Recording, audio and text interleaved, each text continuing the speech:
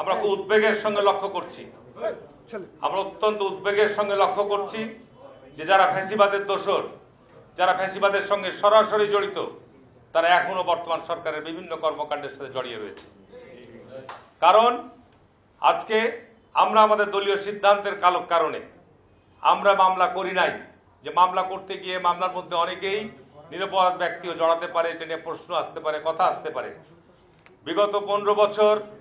সরকারের পক্ষ থেকে এই বাংলাদেশে ফ্যাসিবাদ কায়েমের জন্য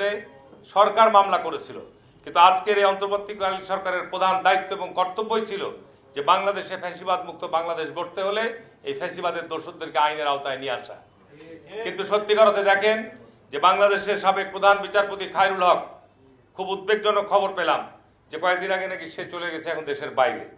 যে বাংলাদেশের এই গণতন্ত্রকে হত্যার কথাই বলেন বা ফ্যাসিবাদকে আজকে প্রতিষ্ঠিত করার জন্য যার সবচাইতে গুরুত্বপূর্ণ ভূমিকা ছিল,